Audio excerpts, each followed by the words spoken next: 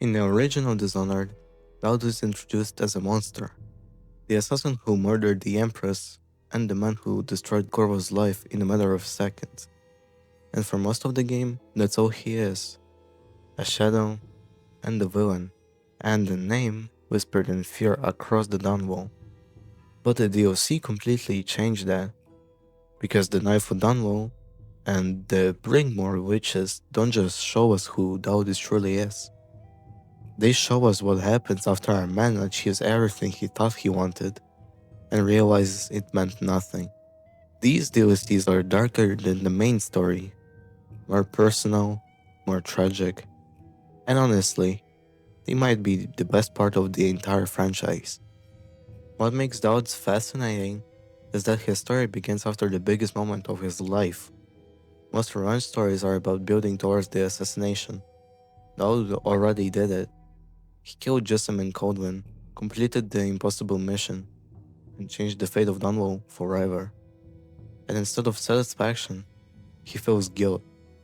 That's what separates him from almost every other assassin archetype in games. Daud isn't trying to prove himself. He already became the most feared killer in the Empire. What he's struggling with is whether any of it mattered, and the game communicates that constantly through atmosphere. His hideout feels abandoned emotionally. The Whalers respect him, but there's distance now. Even Daud's voice sounds tired. For the first time in years, he's uncertain. And then the outsider appears.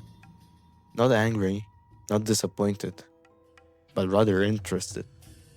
Because even the outsider notices something changing inside of Daud. That's where the DLC truly begins. Not with revenge, not with power, but with regret. Mechanically, Daud might actually be more fun to play than Corvo.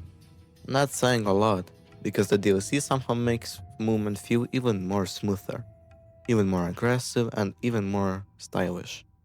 Daud's version of Blink briefly slows time during the movement, and that tiny change completely transforms the traversal. You stop thinking like a player navigating a level, and start feeling like an assassin predicting movement before it happens. Blink becomes instinctive, fluid, and almost rhythmic. Then there's Pull, possibly one of the most entertaining powers in the series, yet sadly I never used it in my playthrough, so I can only tell the description of it. You can drag enemies silently towards you, steal items from across rooms, or remove threats without ever entering the direct combat. And unlike many overpowered abilities in games, Pull still feels creative. You're constantly experimenting with it, finding smarter routes, smarter solutions. That's what makes Dishonored special. Its powers aren't just stronger weapons, they change the way you think. And Daud's Assassin Summons adds another layer entirely. For the first time, you feel like the leader of a supernatural organization, not just a lone survivor. Even low chaos gameplay feels different with Daud. Corvo often feels defensive while Daud feels experienced, like someone who has already mastered violence and is now trying to move beyond it. One reason these DLCs feel darker than the main game is perspective. Corvo experiences Dunwall as someone trying to reclaim what was stolen from him. Daud, on the other hand, he helped create this version of Dunwall, and now he has to live inside it, because the DLC spends more time showing us the uglier parts of the Empire. For example, factories, slums, criminal districts, and the parts of society hidden beneath aristocrats and politics. The Rothwell slaughterhouse is one of the best examples. It's horrifying, not because of the monsters, but because ordinary cruelty feels normalized there. Workers are disposable, whales are butchered endlessly, machines drown out of human suffering, and the level perfectly represents what Dunwall became during the plague. Industrialized misery. Then there's Draper's Ward. The district bounds between gangs, witches, and complete instability. Every alley feels dangerous. Every rooftop hides another secret, and low chaos gameplay enhances this atmosphere perfectly. You spend more time observing the world, listening to conversations, and watching ordinary people survive inside of the collapsing society. That slower pace gives the DLC emotional weight the main story sometimes lacks. The whalers are terrifying in the main game, silent assassins appearing from nowhere, but the DLC completely changes how they feel. Now they're people, broken people, but still human. And Billy Lurk becomes one of the most important characters in the entire franchise, because Billy sees through doubt immediately. She notices hesitation, his guilt, and his uncertainty. And unlike most people in Dunwall, she isn't afraid to challenge him. Their relationship is one of the best written parts of the DLC. There is respect, but also tension, because Billy understands something important before Daud does. An assassin who hesitates becomes dangerous to everyone around him, especially himself. The hideout itself also tells a story. The Whalers aren't rich, they aren't glamorous. Most of them are survivors, pulled from Dunwall streets, people shaped by violence. And Daud realizes he created the entire world around himself, a culture built on fear and death.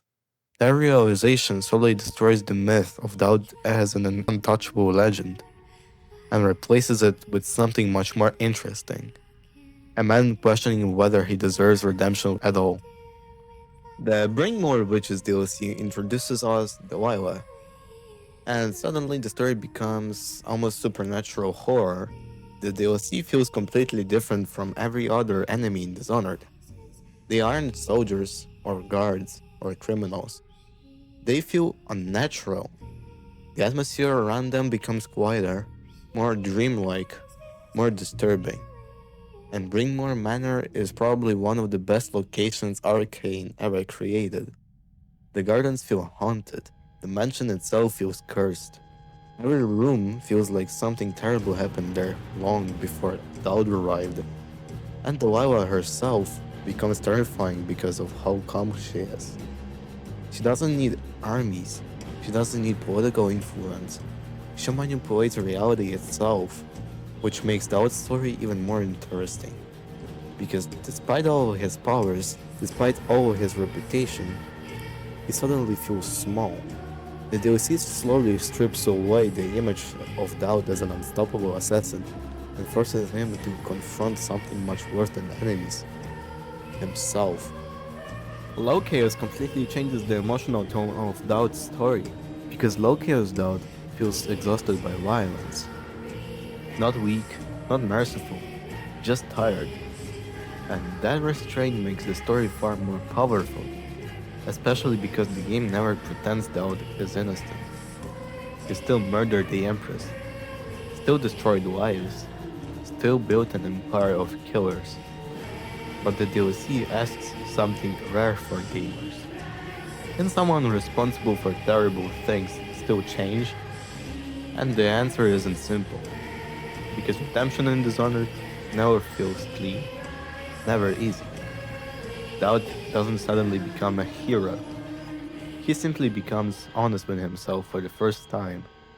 And maybe that's why his story feels so memorable, because it's not really about saving Dunwall, it's about understanding the consequences of power. The Knife of Dunwall and Bring More Witches aren't just DLC expansions, they're the emotional center of Dishonored, a story about regret, violence, and identity. Whether someone who spent their entire life becoming a weapon can become something else, and somehow, by the end of it all, Daud becomes more compelling than almost anyone in the series. Not because he was heroic, but because he understood exactly what he had become. And for the first time in his life, he wanted to change. Be sure to like and subscribe, and wait for the next video up until Tuesday, I believe. This was Timeline, and I'll see you soon.